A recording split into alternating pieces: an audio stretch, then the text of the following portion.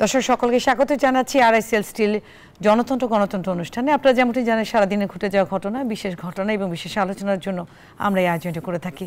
আজকে স্টুডিওতে আলোচনার জন্য আমাদের সাথে অত্যন্ত গুরুত্বপূর্ণ দুজন অতিথি উপস্থিত রয়েছেন। আমি প্রথমেই স্বাগত জানাচ্ছি শামসুজ্জামান দুদু, ভাইস চেয়ারম্যান বিএনপির, আপনাকে স্বাগত জানাচ্ছি। সেই সাথে আমাদের মাঝে রয়েছেন রুহিন হোসেন প্রিন্স, সাধারণ সম্পাদক বাংলাদেশ কমিউনিস্ট পার্টি সিপিবি, আপনাকেও স্বাগত জানাচ্ছি। আমাদের আজকের যে বিষয়টি আমরা নির্ধারণ করেছি, আগামীতে সুষ্ঠু ভোটের চ্যালেঞ্জ কতটা, অত্যন্ত সঙ্গতকারী। দর্শক আপনারা যেমনটি জানেন যে বিশ্ববিদ্যালয়গুলোতে ডাকসু জাকসু যে নির্বাচনের ঘন ঘটায় এবং আমরা জানি যে সারা দেশ এই নির্বাচন নিয়ে অনেকটাই আলোড়িত এবং উচ্ছ্বসিত।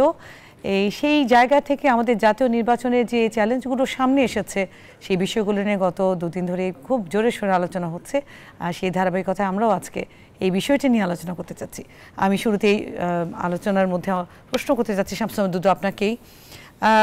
নির্বাচনকে নিয়ে চ্যালেঞ্জ তো আমরা এর আগেও দেখেছি, যেহেতু ফ্যাসিস্ট সরকারের সময় কোনো নির্বাচন হয়নি এবং নির্বাচন নিয়ে একটা কোণঠাসা ছিল, ধোঁয়াশা ছিল, সেটা কেটে গেছে যখন প্রধান নির্বাচন কমিশনের পক্ষ থেকেও বিভিন্ন একটা রোডম্যাপ দেওয়া হয়ে গেছে এবং আজকেও বলা হয়েছে যে যে কোনো মূল্যে নির্বাচনটি হবে। বিভিন্ন নেতার কাছ থেকে একটি বয়ান পাওয়া গেছে এবং খুব পজিটিভ আমি বলবো যে নির্বাচন নিয়ে যে প্রশ্নগুলো রয়েছে সে একটি দিক নির্দেশনা পাওয়া গেছে। আপনাকে তাই মনে করেন? জি, আপনাকে ধন্যবাদ। আমাদের সিপিবির সাধারণ সম্পাদক, সাবেক ছাত্র নেতা রুহিন হোসেন প্রিন্স এবং দর্শক শ্রোতা, শুভেচ্ছা, অভিনন্দন। আসলে সব কিছু ঠিকঠাক মতোই চলছিল, কিন্তু হঠাৎ করে ডাকসু এবং শিক্ষা প্রতিষ্ঠানে যে নির্বাচন উদ্যোগ নেওয়া হয়েছে তাতেও আলোড়িত, উচ্ছ্বসিত এগুলো বলা যায়, মানে সেই সময় যখন ওরা সিদ্ধান্ত নিয়েছে। কিন্তু ডাকসু নির্বাচনের পরপরই আজকে বোধহয় জাহাঙ্গীরনগর বিশ্ববিদ্যালয়ের নির্বাচন হলো। আমরা ঢাকা বিশ্ববিদ্যালয়ের রাজনীতি করেছি, ছাত্র সংগঠন করেছি, এমনকি ডাকসুর প্রার্থী হয়েছি এবং অন্যান্য বিশ্ববিদ্যালয়গুলোতে যখন নির্বাচন হয়েছে আমরা সেখানে গেছি, পরিচিত সবাই যোগদান করেছি, নির্বাচনে নানাভাবে আমরা অংশগ্রহণ করেছি। কিন্তু এবার যে নির্বাচন হলো, যেমন ঢাকা বিশ্ববিদ্যালয়, একেবারে নিয়ন্ত্রিত নির্বাচন বলা ছাড়া কোনো উপায় নেই।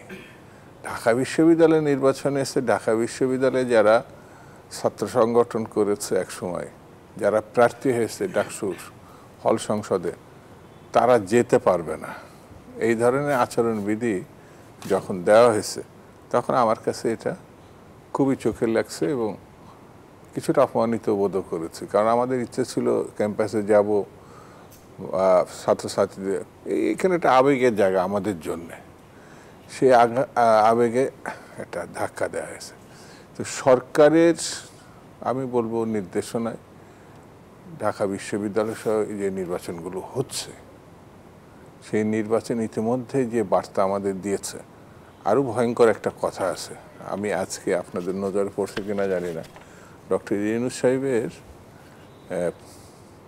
তথ্য সচিব, সম্ভবত নামটা শফিক সাহেব হবে, শফিকুর রহমান, বা উনি বলেছেন যে বিশ্ববিদ্যালয়ের নির্বাচনের মতোই আগে সচিব, তার কথা বলছেন শফিকুল আলম, জি, তার কথাটাতে একটু পরে আমি আসতাম।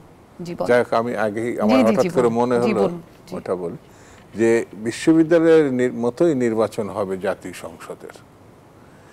এটা দেখার পরে আমি তো ভয়ঙ্করভাবে বিব্রত হলাম, কিছুটা আতঙ্কিত হলাম।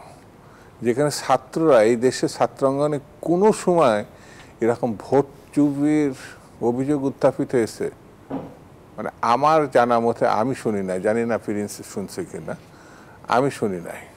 এবং জয় পরাজয় ওখানে নির্ধারিত হয়েছে, ওটা আমরা মেনে নিয়ে চলে গেছি। কারণ শিক্ষক এবং সংশ্লিষ্ট নির্বাচন পরিচালনাকারীদের সম্বন্ধে কোনো অভিযোগ ছিল না এবং তারা সেই উদ্যোগও নেয়নি। এবার আমি আস্তে আস্তে এই মোবাইলের ভিতরে একটা নিউজ দেখলাম, একজন শিক্ষক বলছে তাদেরকে আগের থেকেই বলে রাখা হয়েছে 10% ব্যালট আলাদা করে রাখার জন্য। আমি চাইলে আপনাকে এখন দেখাতে পারি। এই পরিস্থিতিতে যদি ডক্টর ইউনূস সাহেবের তথ্য সচিব বলেন যে এইরকম নির্বাচন হবে জাতীয় সংসদের, জাতীয় নির্বাচন, তাহলে তো ভয়ঙ্কর। এই নির্বাচন ইতিমধ্যে নানান ধরনের কথাবার্তা রয়েছে। আমি তো কথা বলবো না মনে করছিলাম, না বলে পারা গেল না, কারণ ওই তথ্য সচিবের ওই কথাটা না বললে হ্যাঁ প্রেস সচিব, সরি প্রেস সচিব, আমি কোনো কথা বলতাম না। তো এখন চারিধারে যেসব অবস্থা আলামত নির্বাচনের দেখছি, আপনি নির্বাচনের কথা তুললেন, তো আমরা চাই জাতীয় সংসদের একটা পরিষ্কার ভালো একটা গ্রহণযোগ্য নির্বাচন হোক, কিন্তু ওই রকমই হবে তাহলে আবার প্রেস সচিবের উচিত হচ্ছে এই জিনিস সংশোধন করা, আর না হলে জাতির কাছে দুঃখ প্রকাশ করা, আর না হলে যদি ওইটার মধ্যেই থাকে তাহলে তার নির্বাচন করে ভালো কিছু হবে বলে মনে হয় না, এটা আমার কাছে মনে হয়েছে। জনাব রুহিন হোসেন প্রিন্স, আপনার কাছে একই প্রশ্ন করছি যে শামসুজ্জোহা যেমনটি বললেন যে নির্বাচনটি ভালো হবে বলে মনে হচ্ছে না, আপনার কি তাই মনে হচ্ছে? আর প্রেস সচিবের বক্তব্যে আমি আসতে চেয়েছিলাম, উনি বলেছেন যে আগামী জাতীয় নির্বাচন ভালো হবে, তার একটি প্রতিফলন দেখা গেছে ডাকসুতে, এই কথাটি উনি বলেছেন আজকে। এই প্রসঙ্গটিতে আমি আসতেই যাচ্ছিলাম। ধন্যবাদ আপনাকে, আমাদের বিশিষ্ট নেতা, সাবেক ছাত্র নেতা, আমাদের সিনিয়র শামসুজ্জোহা দুদু ভাই সহ যারা শুনছেন সবাইকে ধন্যবাদ, শুভেচ্ছা জানাই। দেখেন, স্পষ্ট করে কতগুলো কথা বলা দরকার। আমি আপনার ওই কথার উত্তরের আগে ছোট করে বলি। দেখেন, এই সরকারকে আমরা প্রথম দিন থেকে বলে আসছি, আপনি এত সংস্কার এত কথা বলতেছেন, তো দয়া করে সুষ্ঠু অবাধ গ্রহণযোগ্য নির্বাচনের জন্য প্রয়োজনীয় সংস্কার করে যদি একটা ভালো নির্বাচন উপহার দিতে পারেন এবং এই নির্বাচনের পথযাত্রাটা যদি আপনি ঠিক দেখাতে পারেন, এটাই বড় সংস্কার হবে। এবং আমরা কিন্তু রাজনৈতিক দলগুলো অধিকাংশই বলবো, দু একটা বাদে, তারা প্রথমে বলেছে এটা যদি করতে হয় গণঅভ্যুত্থান উত্তর দেশে আসেন আগে জাতীয় সংগঠন সবাই মিলে ভালো করি, তাহলে ওই ধারাবাহিকতায় আমরা তখন অন্যান্য নির্বাচন করব। কারণ দীর্ঘদিন কোনো গণতান্ত্রিক পরিবেশ ছিল না, কিন্তু গণতান্ত্রিক পরিবেশ না থাকাতে দেখবেন যে আমরা যারা গণতান্ত্রিক রাজনৈতিক দল করি আমরা কিন্তু কোথাও রাজনীতি করতে পারি নাই, বিশ্ববিদ্যালয়ের সব জায়গায় কিন্তু অন্ধকারের শক্তি যারা ধরেন এই যে ধর্মীয় যে উপাসনালয়গুলো আছে, মসজিদ বলি, মাদ্রাসা বলি, অন্য জায়গাগুলো বলি, তারা কিন্তু সেটাকে রাজনীতির হাতিয়ার হিসেবে ব্যবহার করেছে। যাদের অগাধ টাকা আছে, যারা এটাকে একটা সামাজিক কোড আনকোড কল্যাণমূলক কাজ হিসাবে ছাত্রীদের মধ্যে বিভিন্ন জায়গায় ব্যবহার, তারা কিন্তু এটা করতে পেরেছে, ওটা তো আপনি পালন করতে পারবেন না। তাহলে তারা এটা করেছে, আমরা পারি নাই, তাহলে এইটা তো কোনো গণতান্ত্রিক চর্চা হয় নাই। তখন এখানে তো অন্ধকারের শক্তি জাগ্রত হবে। আমরা এই জন্য বলেছি এই গণতান্ত্রিক পরিবেশ রাখতে গেলে জাতীয় সংসদ করে তারপর নির্বাচন, ওনারা জান নাই। এবং দুদু ভাই যেটা বলেন আমি 100% একমত পোষণ করি। এটা কী নির্বাচন, আমি নির্বাচন আগের পরিবেশ বলছি, বিরাজনীতিকরণের পরিবেশ। আপনি হলগুলোতে কোনো রাজনীতি করতে পারবেন না, যা যা ছিল আমি আর ব্যাখ্যা দিচ্ছি না, যে ঘটনাগুলো, এত বড় ঘটনার পরও আমরা গণঅভ্যুত্থানের পরে যে ঠিক আছে আমরা সহনশীল হয়ে আছি, ঝামেলা টামেলা কম চাই, একটা ভালো নির্বাচন যদি করতে পারো দেখাইতে পারলে ভালো, তাহলে যাব। কিন্তু যে নির্বাচন হলো সেইটা হচ্ছে, হ্যাঁ ছাত্রছাত্রী বেশি এসেছে, সেইটা নিয়েও তো অনেকে, একজন দেখলাম ওই যে কি বলে গণ অধিকার পরিষদের ভিপি প্রার্থী, তিনি বলেছেন এত পরিমাণ যদি ছাত্রছাত্রী আসে তার আলামত তো বুঝলাম না। আজকেও কোশ্চেন উঠছে যে একটা হলে যেখানে 85% ভোট দেখানো হয়েছে, কোশ্চেন উঠছে আমরা প্রার্থী তালিকা চাই, মানে সরি প্রার্থী তালিকা না, ভোটার কারা কারা আছে এটা দেখতে চাই। এইটা একটা, আপনি তো এটা তো খুবই ওপেন কতগুলো অভিযোগ এসেছে, তাই না? একজন আমাদের ছাত্রী তো যে বললো যে আমি যে দেখি আমার বলছে যে আপনার ভোট দেওয়া শেষ, তারপর আমি যখন চ্যালেঞ্জ করলাম আমার আইডি কার্ড কারেক্ট, তখন আর একটা ব্যালট দিল। কি এইটা? ক্রস চিহ্নের কথা জানি, সবচেয়ে বড় কথা যেভাবে গোনা হয়েছে এইটা সম্পর্কে আমি জানি না দুদু ভাইয়ের কোনো অভিজ্ঞতা আছে কিনা, আমরা জানিও না বুঝিও না। এবং খুবই সিম্পল এইটা, যে আপনি যদি একটা বড় ভালো কালিতে ডাক দেন তাহলে যদি কেউ রিড করতে পারে, হালকা দাগে তো রিড হবে না। তাহলে এইগুলো যার জন্য দেখেন, যদি এই নির্বাচনকে আমি ওই যে প্রেস সচিবের কথা পরে আসি, যদি ন্যূনতমভাবেও তাদেরকে কথা বলতে হয় তাহলে আগে হচ্ছে যেসব অভিযোগ উঠেছে সেই সব অভিযোগের ফয়সালা করতে হবে। এবং এই যে ভোট গণনা যেটা, সেইটাও কিভাবে হয়েছে, দরকার হলে মডেল কিছু নিক 500-1000 ব্যালট, সেইটা নিয়ে গণনা করেই তাকে আগে নিশ্চিত করতে হবে। সেইটা নিশ্চিত না করা পর্যন্ত এই নির্বাচনও কিন্তু হয়তো কাগজে কলমে বিজয়ী ঘোষণা করেছে, সব করেছে, যারা বিজয়ী হয়েছে এর হয়তো একটা অকল্পনীয়, আমরা এটা চিন্তাই করতে পারি না যে ডাকসুর মতো জায়গায় এই ধরনের যারা স্বাধীনতা মানে না তারা বিজয়ী হবে, কিন্তু আমি সেটাও যদি বাদ দিই অনেকে তো বলছে যে চিন্তা করতে পারে না, এটা অনেক স্বাভাবিক, কারণ এটা নতুন বাংলাদেশ। না না, না কিসের নতুন বাংলাদেশ? বাংলাদেশ হলে তো তাহলে হয়ই না। বাংলাদেশ মানলে যারা বাংলাদেশ মানে না তা তো হয় না। কিন্তু আগেই তো আমি বললাম যে ঠিক আছে, আমি বলছি সেটা বাদেও আমরা যদি সেক্ষেত্রে প্রকৃতপক্ষে ছাত্রছাত্রীরা ভোট দিয়ে থাকে সেটা নিয়ে আমি কোশ্চেন করছি না, আমি সেটা বলি নাই। আমি বলেছি যে অভিযোগগুলো হয়েছে, অভিযোগের ফয়সালা তো কর্তৃপক্ষকে করতে হবে। ঢাকা বিশ্ববিদ্যালয় আপনি দেখেন, এখানে একজন রিটার্নিং অফিসারকে বাতিল করেছে না, উনি শিক্ষকরা। অন্য শিক্ষকদের বডি ল্যাঙ্গুয়েজ দেখে আমরা বুঝি না আমাদের বয়স আর এই শিক্ষকদের বয়স কি, এগুলো কি বলবো আর কি, এই বডি ল্যাঙ্গুয়েজে বহু কিছু বোঝা যায়। আমরা এখন অত কথা বলছি না। জাহাঙ্গীরনগর বিশ্ববিদ্যালয়ে শুধু ছাত্ররা না, শিক্ষকরা পর্যন্ত বয়কট করেছে, কিন্তু নির্বাচন বাতিল করা হয় নাই। এটা কিসের আলামত?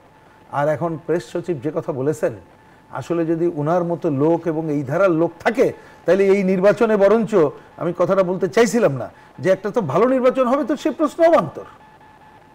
কারণ এই যে ঢাকার ডাকসু নির্বাচন যদি ওনাদের কাছে মডেল হয়, এই নির্বাচন কোনো মডেল হইতে পারে না, এই তত্ত্ব চলবে না। তাহলে আমাদের রাজনৈতিক দলগুলোকেও এনাদের অধীনে নির্বাচন নিয়ে আমাদের নতুন করে ভাবতে হবে, পরিষ্কার বক্তব্য।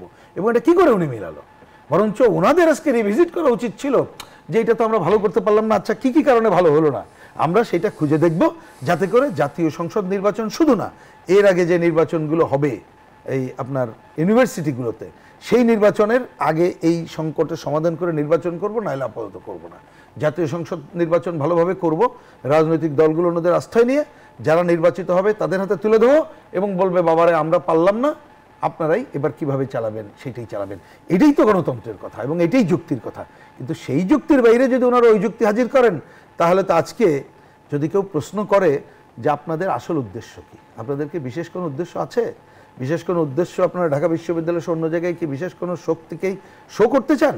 আর ওই যে কথা বললাম, বিরাজনীতিকরণের কোনো ধারা আনার মধ্য দিয়ে জাতীয় সংসদ নির্বাচনে যদি ওই ধরনের কিছু করার প্রচেষ্টা গ্রহণ করা হয়, তাহলে আমাদেরকে নতুন করে রুখে দাঁড়াতে হবে গণতন্ত্রের পথে যাত্রা অব্যাহত রাখার জন্য।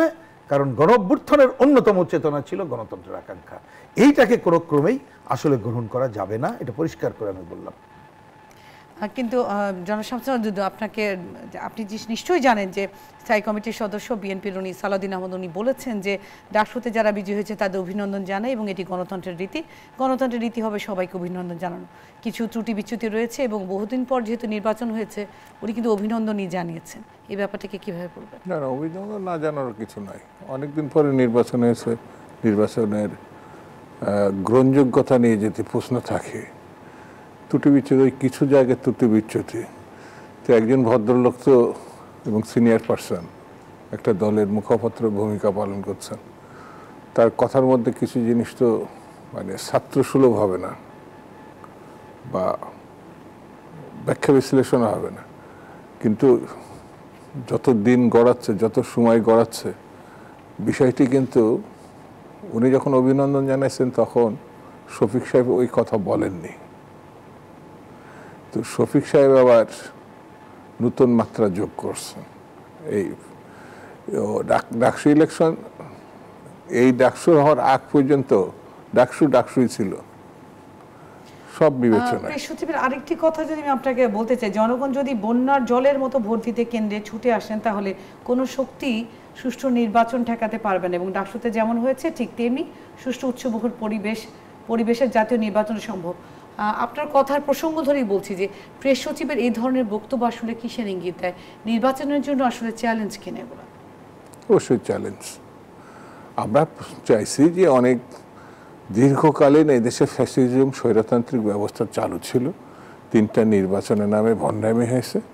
শেখ হাসিনা যা কিছু করছে, এরকম ভয়ঙ্কর একটা কর্তৃত্ববাদী শাসন, তার শাসনকালে আমরা বলেছি যে এরকম শাসন বাংলাদেশ প্রতিষ্ঠা যে কারণে হয়েছে, এই শাসন তার সঙ্গে যায় না, অর্থাৎ কর্তৃত্ববাদী শাসন এটা থাকতে পারে না। তো আমরা সেটা মীমাংসা করতে চেয়েছিলাম ইলেকশনের মধ্যে দিয়ে। সকল রাজনৈতিক দলই একটা ভালো নির্বাচনের প্রত্যাশা করেছিল, কিন্তু শেখ হাসিনা সেটা করেননি। তার পরিণতিতে তার দল এবং তিনি, তার সরকার, তার এমপিরা যে পরিস্থিতির মুখোমুখি হয়েছে, সেটা তো মানে ভালো কোনো পরিণতি না, হাতে হাতে মানে প্রাইজ পাইছে।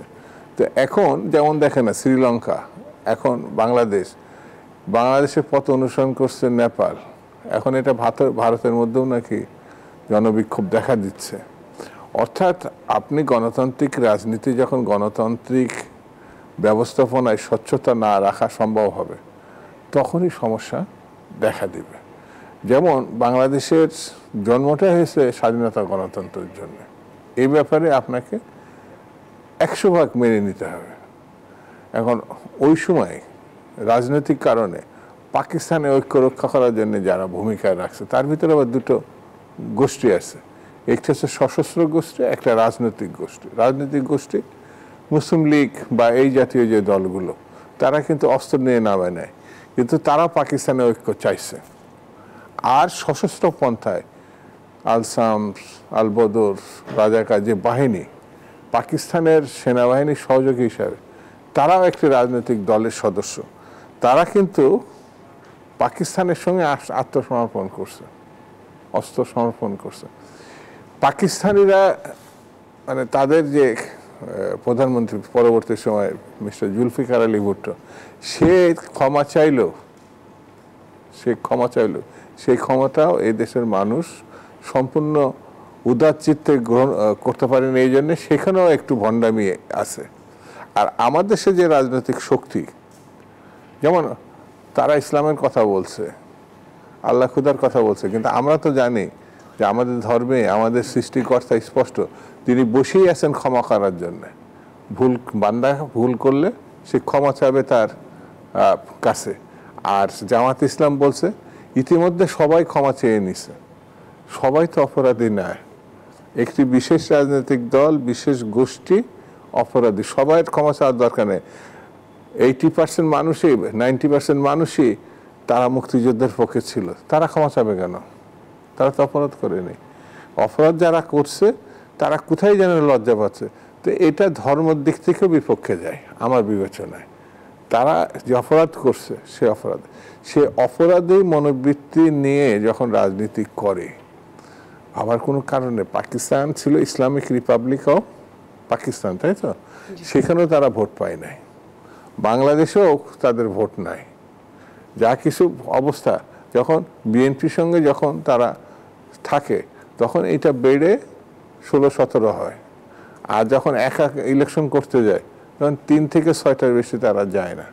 সেই বিবেচনা আমার কাছে মনে হয়েছে তারা যেটা দেখাতে চাচ্ছে, এই অপশক্তিগুলো, আমি অপশক্তি বলবো এই জন্যে যে বিশ্ববিদ্যালয়ের যে পরিস্থিতি তৈরি করছে, তারা নির্বাচন অসদাপায় অবলম্বন করছে, এটা বড় কথা না। ঢাকা বিশ্ববিদ্যালয় হচ্ছে গণতন্ত্রের চারণভূমি, মুক্ত চিন্তার চারণভূমি। মুক্তিযুদ্ধের মানে প্রথম পতাকাটা মানে কলাভবনে উঠছে পাকিস্তান থাকা অবস্থায় 2রা মার্চ। তো এই জায়গাটায় আপনি যদি তারা ভুল ব্যাখ্যা এটা এই ভূমি অপমানিত হয়েছে আমার বিবেচনায়। আমি ক্ষমা চাচ্ছি না। আর আপনার একটা না, আমি শেষ করে দিই 1 মিনিট। আপনি যেটা বলছেন নতুন বাংলাদেশ, নতুন আর পুরাতন না, 54 বছরের বাংলাদেশ আমি মনে করি। আর যারা দ্বিতীয় স্বাধীনতার কথা, নতুন বাংলাদেশ, কোথায় যেন মনে হয় যেন প্রথম স্বাধীনতা, প্রথম প্রেম, এটা সে স্বীকার করতে পারছে না। সে ওই জন্য নতুনের দিকে তার ঝোঁকটা বেশি। জি, ধন্যবাদ আপনাকে। আমরা এই প্রসঙ্গগুলোতে আরো আলোচনা করবো এবং চ্যালেঞ্জগুলো নিয়ে আসলে আরেকটু বিস্তারিত জানতে চাই। একটা বিরতি সময় হয়েছে। দর্শক, আপনারা দেখছেন RICL স্টিল জনতন্ত্র, একটা বিরতি সময় হচ্ছে। বিরতির পর ফিরে আলোচনা বাড়াবো। দর্শক, বিরতির পর আবারও স্বাগত জানাচ্ছি। আপনারা দেখছেন RICL স্টিল জনতন্ত্র। আমরা আলোচনা চালাচ্ছি। আমি এই পর্যায়ে রুহিন হোসেন প্রিন্স আপনার কাছেই জানতে চাচ্ছি, আমরা আলোচনা করছিলাম নির্বাচনের চ্যালেঞ্জগুলো নিয়ে। আমরা কিছুদিন আগে পর্যন্ত, তার মানে হচ্ছে ডাকসু নির্বাচনের আগ পর্যন্ত আমরা বলেছি নির্বাচনের পরিবেশ সুষ্ঠু রয়েছে। এখন কেন আমরা এটাকে চ্যালেঞ্জ হিসেবে দেখছি? আমি তো মনে করি, দেখেন, যখন নির্বাচনের আবহাওয়াটা তৈরি হয় নাই বা এরকম নির্বাচন হচ্ছিল না, তখন আমরা ধরে নিয়েছিলাম যে গণঅভ্যুত্থান উত্তর পরিস্থিতিতে সবাই মিলে ভালো নির্বাচনের জন্য যা যা করার সেই কাজটা করব। তা সেটাই তো আমাদের আকাঙ্ক্ষা ছিল। এবং আমরা কিন্তু কিছুদিন আগ পর্যন্ত কেন এখনও বারবার বলছিলাম সরকারকে যে ঠিক আছে, এখন শেষমেশ এসে দেখা গেল সরকার মোটামুটি একটা যে টাইম সময়টা বলেছে, নির্বাচন কমিশন একটা ভূমিকা নিচ্ছে। আমরা তাদেরকে বলছিলাম যে আপনারা এখন প্রয়োজনটা হচ্ছে কতগুলো দৃশ্যমান সুনির্দিষ্ট পদক্ষেপ নেন এবং রাজনৈতিক দলগুলোকে ইনভলভ করে, যেমন ধরেন আরপিওতে সংশোধনী প্রয়োজন কিনা, আরও কি, সেগুলো একটু করেন। হুটহাট করে আপনারা না করার থেকে এটা যদি করেন তাহলে আমরা নির্বাচনী এই পদযাত্রায় সবাই মিলে সামিল হতে পারলাম, জনগণ আশ্বস্ত হবে, এটা একটা দিক। দ্বিতীয়ত, এখনো পর্যন্ত আশ্বস্ত হতে পারছে না কেন? তার একটা হচ্ছে তারা পরিবেশ ভালো দেখছে না, সেটি একটি। আর একটা হচ্ছে সরকারের সমর্থক বলে মানুষ যাদেরকে মনে করে এই সব দলগুলোর নির্বাচন বিরোধী অবস্থান, এটাই তো প্রধান দুইটা কারণ। তাহলে এই দুইটাকে উইন ওভার করাটাই সরকারের যদি বলেন প্রধান দায়িত্ব এবং কর্তব্য ছিল। তা আমি প্রথম পর্বেই তো বললাম যে আমরা কিন্তু আমরা হিসাব নিকাশ করে যতটুকু আমরা বুঝি, আমরা বলেছিলাম যে আগে জাতীয় সংসদ নির্বাচনটা করেন, তারপর অন্য নির্বাচনে যান, নাহলে বিশ্ববিদ্যালয়ে এই পুরো আবহাওয়াটাই তৈরি করা যাবে না। যেহেতু দীর্ঘ অগণতান্ত্রিক শাসনে ছিল, এটা এই সরকার বা আর কারোর দোষ না, দোষ হচ্ছে বিগত দিনের। আমরা কিন্তু এটা বলেছিলাম, কিন্তু তারা না শুনে এটা করলো। তাইলে এই করার মধ্য দিয়ে দাঁড়ালো কি? আসলে তো কোনো ভালো ফল তারা দেখাতে পারলো না। তাহলে মানুষের মধ্যে আমি যে প্রথম প্রশ্নটা বললাম, দেখেন ওই কনফিউশন কিন্তু থেকে গেল। মানুষ কি মনে করবে? বলে যারা এর একটা ছোট্ট জায়গায়, কারণ এখন তো বিশ্ববিদ্যালয় অনেক বিশ্ববিদ্যালয়, তো সেইখানে ঢাকা বিশ্ববিদ্যালয়ের মতো জায়গায় করতে পারলো না, জাহাঙ্গীরনগর বিশ্ববিদ্যালয় আরও ছোট, মানে ভোটারের দিক থেকে সেখানে শিক্ষকরা পর্যন্ত বয়কট করলেন। তাহলে তুমি করলা কি? ওই জায়গায় তুমি সামলাইতে পারো না, জাতীয় নির্বাচনকে সামলাইতে পারবা? এই কথা যদি মানুষের মধ্যে মানুষের মনে উকি মেরে জাতীয় নির্বাচন সম্পর্কে কোনো সংশয় তৈরি হয়, এর জন্য দায় কারা? আমরা, এই দুই দল বা আপনি? মোটেই না, সরকারকে এই দায় নিতে হবে।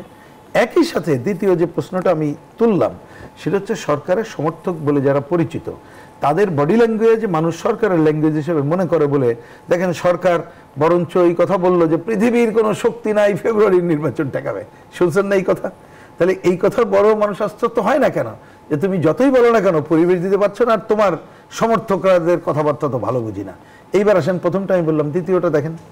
তাহলে এই সরকারের সমর্থক হিসেবেই যারা পরিচিত, যে তাদের যে পজিশনটা দেখা গেল, আমি এখনো পর্যন্ত এই লেটেস্ট জানি না জাহাঙ্গীরনগরে কি করলো, সমস্ত দল বয়কট করলো, শিক্ষকরা পর্যন্ত তারা তাদেরকে প্রত্যাহার করলো। এরপরে ওইটাকে বাতিল করে নতুন ধারা কেন করা হলো না? কেন ঢাকা বিশ্ববিদ্যালয় এখনো পর্যন্ত বলা হচ্ছে না যে যত অভিযোগগুলো আছে এই অভিযোগগুলো আমরা আস্থায় মানে কি বলে আমলে নিয়ে আমাদের যা যা করার করব এবং আমরা দেশবাসীর সামনে কি কি ঘটেছে পরিষ্কার করে বলবো। তারপরে যদি দেখি ছাত্রছাত্রীদের ভোটে কেউ জিতেছে তাহলে কি আপত্তি করবে? তাহলে সেই জায়গাটা না করেও কিন্তু আমি দেখি জাতীয় নির্বাচনের ক্ষেত্রে সরকার কোনো ভালো বার্তা ঠিক এই যে আমি বলবো যে গত 2-3 দিনের মধ্যে দিতে পারলো না, বরঞ্চ আরও বেশি কনফিউশন সৃষ্টি করলো। এই ব্যাপারে আমার শেষ পয়েন্ট হচ্ছে, দেখেন এই সব কনফিউশন এবং এই যে নেগেটিভ দিকগুলো, এর বেনিফিশিয়ারি কারা হবে বলেন তো? আমরা অনেকদিন ধরে বলে আসছি যে মনে রাখতে হবে যারা আমাদের এই গণতন্ত্রের পথকে বাধাগ্রস্ত করতে চাই, যারা হেরে গেছে তারা তো চাইবেই যে বাধাগ্রস্ত হোক। যে আমরা বলেছিলাম না যে আমরা না থাকলে কেউ পারবে না, বা আমরা বলেছিলাম না যে উগ্র শক্তি সব কিছু করবে, তাহলে তারা একটা সুযোগ পেয়ে যাবে।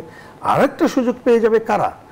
আধিপত্যবাদী এবং সাম্রাজ্যবাদী শক্তি, দেশের মধ্যে বেড়ে ওঠা অপশক্তি, তারা কিন্তু সুযোগ পেয়ে যাবে আমাদের এই গণতন্ত্রের যে পথ চলার জায়গাটা যারা প্রথম দিন থেকেই ব্যাহত করতে চায়, কখনো চাইনি, তারাই চাইবে।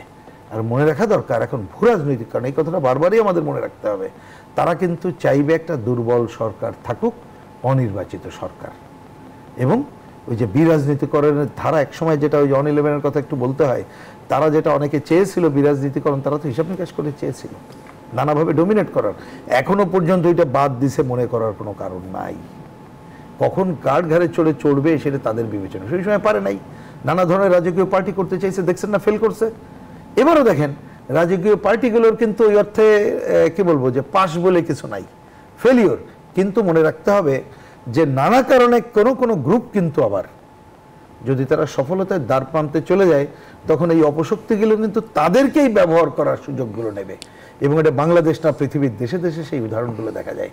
সুতরাং আমি মনে করি এখনো সময় আছে, সরকারকে আর দেরি না করে অন্যদিকে আর না তাকিয়ে জাতীয় নির্বাচন কিভাবে ভালো করা যায় তার জন্য প্রয়োজনীয় সংস্কার, রাজনৈতিক দলগুলো সৈন্যদেরকে আস্থায় নিয়ে এই পথেই হাঁটার কাজটাই এই মুহূর্তের প্রধান কাজ, সেটা তাকে করতেই হবে, না হলে সংকট আরো ঘনীভূত হবে।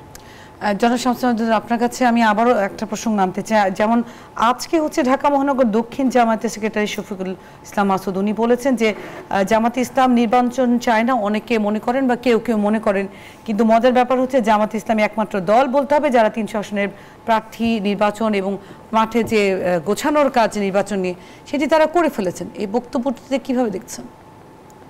আপনারা কি মনে করছেন যে জাতীয় নির্বাচনের জন্য এটি আসলে গুরুত্বপূর্ণ বিষয় নয়? কারণ তাদের ঘোষণার মধ্য দিয়ে তারা এই ধরনের ঘোষণাই দিচ্ছেন। এই পর্যন্ত তারা বলেছিলেন যে পিআর না হলে তারা নির্বাচনে যাবে না। তাদের বক্তব্যটা কি সাংঘর্ষিক মনে হচ্ছে না? অবশ্যই। একবার তারা পিআরের প্রসঙ্গ সামনে এনে নির্বাচনে শুধু যাবে না এই কথা বলেনি, নির্বাচন হতেই দিবে না, প্রতিরোধ করবে। মজার ঘটনা হচ্ছে জামাত ইসলাম বাদে আর কোনো রাজনৈতিক দল তারা প্রার্থী মনোনীত করে ঘোষণা দেয়নি। কম বেশি আমার মনে হয় 300 আসনের প্রার্থী তারা দিয়ে দিয়েছে। তো প্রার্থী দিয়ে দিলাম, আবার নির্বাচন প্রতিরোধ করব, ডাবল স্ট্যান্ডার্ড। আর 2 নম্বর হচ্ছে যে কোনো দলের ঘোষণা সিদ্ধান্ত সেই দলের মুখপাত্র হিসাবে হয় সেক্রেটারি জেনারেল, নাই প্রেসিডেন্ট বা উচ্চ পর্যায়ের কেউ বলে, কোনো কি বলে ওটাকে দক্ষিণ শাখা বা উত্তর শাখা কমিটি ঢাকা মহানগর দক্ষিণ মহানগরের এরা কিন্তু সিদ্ধান্তমূলক কথা বলতে পারে না যে এই কারণে আমরা ইলেকশনে যাব অথবা যাব না। এটা মানে জাতীয় পর্যায়ের একটা সিদ্ধান্ত ব্যাপার। তো একমাত্র জামাত ইসলাম যা বলে তা করে না, আর যা করে তা সে বলে না। এই কথাটা আগে আমরা আওয়ামী লীগ সম্বন্ধে বলতাম, এখন জামাতে ইসলাম আমার কাছে মনে হচ্ছে যে আওয়ামী লীগকে এই ক্ষেত্রে অনুসরণ করছে। নাহলে একটা পরিষ্কার সিদ্ধান্ত থাকতে হবে। তো যেমন বিএনপি সহ জামাত বা দু একটি ইসলামী দল বাদে অধিকাংশ রাজনৈতিক দল মনে করে জাতীয় সংসদের নির্বাচনটা সর্বাগ্রে হওয়া উচিত ছিল এবং একমত ছিল, এবং সরকারের সঙ্গে বারবার তারা যখন বসছে এই রাজনৈতিক দলগুলো, আমার দল সহ, তারা এই পরামর্শই দিছে এবং সরকারও তারা সিদ্ধান্ত জানিয়েছে সর্বাগ্রে জাতীয় সংসদের নির্বাচনই তারা করবে। কিন্তু হঠাৎ করে যে বিতর্ক সৃষ্টি হয়েছে ছাত্রদের নির্বাচনের মধ্য দিয়ে, এটা আমার কাছে মনে ছিল যে হয়তোবা সরকার জানে না, এটা আমার কাছে মনে হয়েছিল।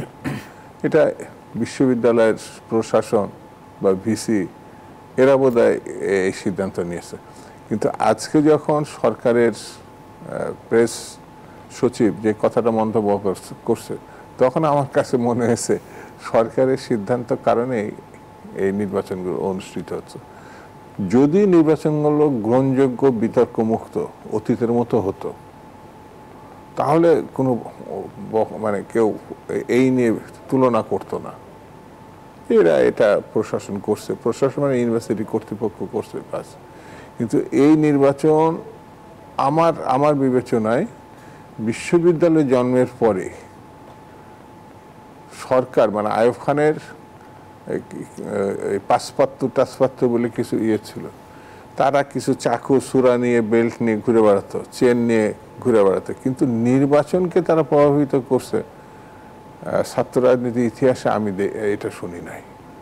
এবার যেটা আমি দেখলাম, আমাদেরও 54 বছরের ভিতরে এটা কেন মনে হচ্ছে? আপনারা নিজেরাও ছাত্র রাজনীতি করেছেন, এটা কেন মনে হচ্ছে যে সরকার? আর আরেকটা প্রশ্ন স্বাভাবিকভাবেই আসে যে জাতীয় নির্বাচন না হয়ে এবং একই সাথে বিভিন্ন বিশ্ববিদ্যালয় খুব জোরে সোরে ডাকসু জাকসু চাকসু এই নির্বাচন, এবং চট্টগ্রামে তো বিভিন্ন ধরনের সংঘর্ষের ঘটনাও আমরা দেখেছি। হঠাৎ করে বিশ্ববিদ্যালয়গুলোতে কেন এই নির্বাচনগুলো হচ্ছে? না, সেটাই তো প্রশ্ন। সেই প্রশ্নটা আমার কাছে যেটা মনে হয়, যে বিতর্কের ভিতরে দেশকে আমি ঢুকে ফেললাম, মানে 15 বছরের 16 বছরের যে স্বৈরতান্ত্রিক ব্যবস্থা, সেটা পতন ঘটানোর পরে স্বাভাবিকভাবে জাতি আশা করছে যে এর থেকে উত্তরণ গণতান্ত্রিক বিধি ব্যবস্থায় ফিরে আসার একমাত্র পথ নির্বাচন, জাতীয় নির্বাচন। সেই নির্বাচনের মধ্য দিয়ে আমরা জনমত বা ভোটাধিকার ফিরিয়ে দিয়ে তাদের ভোটে স্বচ্ছতার সঙ্গে আমরা একটা পার্লামেন্ট করব, সরকার করব। কিন্তু তার আগে যে বিতর্কগুলো মানে আমরা মুখোমুখি হচ্ছে এখন, আমার কাছে মনে হয় এটি গণতান্ত্রিক বিধি ব্যবস্থা রক্ষা করা, প্রণয়ন করা, এগিয়ে নেওয়া অনেক জায়গায় হোঁচট খাবে, বিতর্ক তৈরি করবে। আপনার কাছে আসতে চাচ্ছি, আমরা যেমন জানি যে আজকে যেহেতু জাকসু নির্বাচনের ঘটনা ঘটলো এবং সবাই অপেক্ষায় ছিল যে নির্বাচনটি সুষ্ঠুভাবে হয়ে আবার আমরা একই রকম কোনো ধারাবাহিকতা দেখতে পাই কিনা। ইতিহাস বলে যে 33 বছর পর জাকসুতে নির্বাচন হচ্ছে, তার আগ পর্যন্ত জাকসু ছিল শুধু রিহার্সেল বা ছাত্রছাত্রীদের একটা মিলন মেলার মতো একটা সংগঠনের জায়গা। সেখানে 33 বছর পর জাকসুতে নির্বাচন দিল এবং ডাকসু নির্বাচনের পরবর্তীতে এই ধারাবাহিকতায় সবগুলো বিশ্ববিদ্যালয় কেন 33 বছর পর এখনই জাকসুতে নির্বাচন দিতে হলো, এবং সেটি বয়কট নিয়েও আবার একটি সন্ধ্যা থেকে বিভিন্ন ধরনের অভিযোগ অনুযোগ দেখছি, কেন হচ্ছে সেটা? না দেখুন, ওই আমরা যে আলোচনাগুলো করছি একই কথা হয়তো পুনরাবৃত্তি হচ্ছে, যে আমরা তো আগেই বলেছি যে একটা অগণতান্ত্রিক পরিবেশে আপনি হুটহাট করে সব কিছু ভালো আমরা আশা করি নাই, যার জন্য আমরা বলেছিলাম, আমি আবার রিপিট করছি কথাটা, যে জাতীয় সংসদ নির্বাচন করে সেই অভিজ্ঞতার ভিত্তিতে বিশ্ববিদ্যালয়গুলো আরও বেশি গণতন্ত্রের বাতাবরণ তৈরি করে নির্বাচনের পথে গেলে ভালো হতো। ঠিক আছে, এটি আমাদের পরিষ্কার বক্তব্য ছিল। কিন্তু এত সবের পরেও যখন বিশ্ববিদ্যালয় কর্তৃপক্ষ এটি চিন্তা করলো, আমাদেরও যারা কি বলবে সমর্থক তারাও আছে যে ঠিক আছে এটা করো, কিন্তু সেক্ষেত্রে যেমন ধরেন, আমি অন্য আলোচনা করবার যদি আমি জাকসু যাই, আমি জেনারেল ফর্মে কথা বলছি, তাহলে ঢাকা বিশ্ববিদ্যালয় এত বড় ঘটনার পরে তা 24 ঘন্টা কিন্তু কম সময় না, এটা মনে রাখতে হবে। তাহলে তারা তো একটু রিভিজিট করে কিভাবে ওইখানে ভালো নির্বাচন করা যায় সেই কাজটাই করত। কারণ জাহাঙ্গীরনগর, এটা আপনি আমার থেকে আরও ভালো জানেন, যে সেইখানকার পুরো আবহাওয়া, পরিবেশ, ছাত্রদের মনস্তত্ত্ব, তার একটা কালচারাল অ্যাটমসফিয়ার, পজিশন, দীর্ঘ লড়াইয়ের হিসাব একটা ভিন্ন ধরনের, এক এক জায়গার এক একটা প্যাটার্ন থাকে। তাহলে সেই জায়গাতে অন্তত পক্ষে ঢাকা বিশ্ববিদ্যালয়ের ভোট থেকে শিক্ষা নিয়ে মানে কি বলে প্রশ্নবিহীন ভালো ভোটের জায়গায় যাওয়া দরকার ছিল। কিন্তু আমি তো দেখলাম এটা, এই অভূতপূর্ণ ঘটনা আমারও মনে পড়ে না, আর দাদু ভাই আরও বলতে পারবেন, যে কোনো শিক্ষক, ছাত্ররা দু এক সময় ধরেন আমরা প্রতিবাদ বিক্ষোভ করেও এত বড় ঘটনা হয়তো ঘটায়নি, কিন্তু শিক্ষকরা পর্যন্ত তারা নির্বাচন বর্জন করছে, এটা কি কখনো চিন্তা করতে পারি আমরা? এবং পরিষ্কার করে বলছে যে ব্যালট বাক্স আমাকে বলেছে এত পার্সেন্ট এই রাখতে, আমি কি করে এটা মানি? তারপরেও আমার কথা তো পরিষ্কার, দেখেন মিনিমাম একটা গণতান্ত্রিক নর্মস থাকলে, কারণ ওইখানে 5টা-6টা প্যানেল, মানে ওইখানে প্যানেল তো খুব বেশি না, তারাই বয়কট করলো, বর্জন করলো। আর শিক্ষকরা যখন বলছে, তখন এইখানকার কর্তৃপক্ষ তার তো প্রয়োজনে তাড়াতাড়ি এইটাকে কি বলবো যে স্টপ করে নতুন জায়গায় করার কথা ছিল। তো এইটা না করার মধ্য দিয়ে আপনার শেষ প্রশ্ন সবার কাছে একটা নতুন করে প্রশ্নবিদ্ধ আরও বেশি প্রশ্নের জন্ম দিচ্ছে, সেটা হচ্ছে তাহলে কি কারণ নির্দেশিত হয়ে এই সমস্ত জায়গাগুলো তারা ইলেকশন করছে? তাহলে কি তারা এই সমস্ত বিশ্ববিদ্যালয়ে তারা যে কোনোভাবে হোক যে কোনো একটা গোষ্ঠী জিতবে, এইটা পুরো শো করে আমাদের জাতীয় নির্বাচনে অন্য কোনো বার্তা দিতে চাইছে? এই প্রশ্নগুলো তো সঙ্গত কারণ ওঠে। কিন্তু আমি পরিষ্কার করে বলি, আমরা যে গণতন্ত্রের পথে এই গণ অভ্যুত্থান, এবং আমি গণ অভ্যুত্থান ছাড়াও বলি দীর্ঘ যে লড়াই করে যেটা আমরা চেয়েছি, তাতে কেউ যদি মনে করেন এই ধরনের কাজ করে জাতীয় সংসদ নির্বাচনে ওইভাবে পার পেয়ে যাবেন, তিনি বোকার স্বর্গে বাস করছেন। এটা কিন্তু হয় না। এইটার কোনো কি বলবো চূড়ান্ত প্রভাবিত করে জাতীয় সংসদ করবেন, তাহলে কিন্তু ওই যতটুকু এখনো ক্ষমতার চেয়ারে আছেন ওইটার উচ্চারণই করতে পারবেন কি না, এটা ওনাদেরকে রিভিজিট করতে হবে। সুতরাং আমি এখনো মনে করি যে কেন জাকসু নির্বাচন, আমি বললাম যে আমরা এখন টকশোতে আসি, সর্বশেষ পজিশন বলতে পারি না, এখন জাকসু নির্বাচনের অবশেষে ভোট গণনা শুরু হয়েছে, কিন্তু আমি তো মনে করি এটা অপ্রয়োজনীয়। কারণ যেহেতু আমি আমার কথা বলছি না, আমি ছাত্রদের এবং শিক্ষকদের উদ্ধৃত করে বলছি, তারা মেনে নিলে আমাদের কিছু বলার কথা ছিল না, এবং তাদেরকে মর্যাদা দেওয়া দরকার, ঢাকা বিশ্ববিদ্যালয় করা দরকার। মানে আমি তো বলেছি যে জবিগুলো আমলে নিয়ে আগে পরিষ্কার করা দরকার। আমরা এটা তো ভোট এখনই বাতিল করে সব করতে বলছি না, ডাকসু, কিন্তু ওইটা করা দরকার। অন্য জায়গাগুলোতে যদি ভালো ভোট করতে না পারে, তাহলে এই ভোটে যাবে কিনা ওই ছাত্রছাত্রীদের সাথে কথা বলেই আপনার কাছে আমি যদি আরেকটু, আপনি যেহেতু বলেন যে প্রসঙ্গক্রমে এসেই যাচ্ছে, আমরা যেহেতু জাকসু বা ছাত্রদের নির্বাচন নিয়ে আলোচনা করছি, সেই সাথে আমার যতটুকু জানা, জাহাঙ্গীরনগর বিশ্ববিদ্যালয়ে আন্দোলন করে একসময় শিবিরের সংগঠন এবং যত ধরনের রাজনীতি, শিবিরকে বয়কট করা হয়েছে, এবং এটি একবার না কয়েক দফায় হয়েছে, এবং বাম রাজনীতিও জাহাঙ্গীরনগর বিশ্ববিদ্যালয়ে অনেক সক্রিয় বলা যায়। সেক্ষেত্রে এরকম একটা পরিবেশে জাহাঙ্গীরনগরের যে পরিবেশ বা বলা হয় যে সেকুলার প্র্যাকটিসের একটি হাব হচ্ছে জাহাঙ্গীরনগর বিশ্ববিদ্যালয়। এই বিশ্ববিদ্যালয়ে যখন এখন ভোট গণনা শুরু হচ্ছে এবং তা নিয়ে একটি অনিশ্চয়তা তৈরি হচ্ছে, হলগুলোতে আলোড়ন হচ্ছে, শিক্ষকরা হচ্ছে মাঠে নেমেছে, এই পুরো ব্যাপারটির মধ্যে সংশয় দেখেন কিনা? না, একটা তো আমি আগেই বলেছি, সংশয় তো দেখি। এবং ওই যে বললাম যে যখন সরকারের পক্ষ থেকে মানে যেটা নিয়ে সবাই প্রশ্নবিদ্ধ করছে আর তারা উচ্ছ্বসিত হচ্ছে, তাহলে এই প্রশ্নটা সামনে আসে। সুতরাং প্রশ্নবিদ্ধ থাকেই। তবে আরেকটা ব্যাপারও বলতে চাই খুব সিনসিয়ার জায়গা থেকে, একজন রাজনৈতিক কর্মী হিসাবে, যে কথাটা আপনি বললেন জাহাঙ্গীরনগর তার ঐতিহ্যের কথা, এটা আমরা জানি অনেক জায়গায় আছে। যেমন আমরা জানি রাজশাহী বিশ্ববিদ্যালয় 80-র দশকে এসে তারা রাজনীতি শুরু করলে যে সমস্ত জায়গায় রক্কাটা হত্যাযজ্ঞ শুরু করেছে তার মধ্যে অন্যতম ছিল। আর চট্টগ্রাম বিশ্ববিদ্যালয় ছিল, খুলনা বেল কলেজ, কমার্স কলেজ ছিল, মানে অনেকগুলো জায়গায় কিন্তু এটা ছিল এবং অসংখ্য রক্কাটা এবং হত্যাযজ্ঞের চিহ্ন এখানে রয়েছে। কিন্তু সেই জায়গায় আমাদেরকে আরেকটাও রিভিজিট, এটা আমরা আমাদের আত্মসমালোচনা করে রিভিজিট করব যে এই সমস্ত জায়গাতে, যেটা আমি আগের পার্টে বললাম, যে যখন আমরা রাজনীতি করতে পারি নাই বা ছাত্র সংগঠনগুলো গণতান্ত্রিক প্রগতিশীল ছাত্র সংগঠনগুলো তারা প্র্যাকটিস করতে পারে নাই, কর্তৃত্ববাদী সরকারের বিরুদ্ধে রিস্ক নিয়ে আন্দোলন সংগ্রাম করেছে, এটাই। কিন্তু গণতন্ত্রের প্র্যাকটিস তো মানে জনে জনে করে সম্মিলিতভাবে করতে হয়, সেইটা পারে নাই। সেইখানে কিন্তু এই অন্ধকারের শক্তি তারা নানাভাবে হয়তো এমনভাবে প্র্যাকটিস করেছে আমাদেরও বন্ধুদের হয়তো অজানা ছিল। তা সেইটা আমরা কিভাবে রিভিজিট করব বা তরুণ প্রজন্মের ভাবনার সাথে কিভাবে আমরা মিলাবো, সেটা আমাদের পলিটিক্যাল আত্মসমালোচনা আমাদের যেতে হবে, সেইটা আমরা অবশ্যই করব। কিন্তু সরকার বা কারোর প্রশ্রয়ে এই ধরনের শক্তি যদি মাথা জাড়া দিয়ে ওঠে, তাহলে এই দায় কিন্তু তাদেরকে নিতে হবে এবং এটা অন্যতম ক্ষতি হবে। ওই যে বলেছি আমি, কথাটা একই কথা রিপিট করতে হচ্ছে, গণতন্ত্রের পথ চলায় ক্ষতি হবে, তাতে প্রগতি বলেন, সেকুলারিজম বলেন, সবই বাধাগ্রস্ত হবে, যা আখেরে আমাদের বাংলাদেশকে একটা বড় প্রশ্নের মুখে ফেলবে। দর্শক, আমরা আলোচনায় ছিলাম নির্বাচনের যে চ্যালেঞ্জগুলো, সেগুলো নিয়ে এই পর্যায়ে একটা বিরতি নিচ্ছি। আপনারা দেখছেন RSL জনতন্ত্র গণতন্ত্র, একটা বিরতি ফিরছি। দর্শক, আবারও স্বাগত জানাচ্ছি। আপনারা দেখছেন RSL জনতন্ত্র গণতন্ত্র। আমরা বিরতির পর ফিরে আবারও আলাপ চালাতে চাই। এই পর্যায়ে শামসুজ্জামান দুদু, আপনার কাছে প্রথমে আসতে চাচ্ছি। আমরা নির্বাচনের সুষ্ঠু পরিবেশ এবং তার যে চ্যালেঞ্জগুলো রয়েছে সেগুলো নিয়ে কথা বলছিলাম এবং অনেকগুলো বিষয় এখানে উঠে এসেছে। এই আজকের দাঁড়িয়ে এবং প্রেস সচিবের যে বক্তব্যগুলো নিয়ে আমরা আলোচনা করলাম, আপনার কি মনে হচ্ছে সরকারের নেক্সট পদক্ষেপ করণীয় কি? তারা এভাবেই ইসি যেভাবে চলছে, আপনার এটাকে গণতান্ত্রিক যে চর্চা, সেই চর্চার জায়গাটায় বাধা কোথায়? প্রেস সচিব যেটা বলেছেন, এতে গণতান্ত্রিক বিধি ব্যবস্থার দিকে সরকার কিভাবে এগোবে সেটা আমরা মোটামুটি একটা ইঙ্গিত বা বক্তব্য পেয়ে গেছি।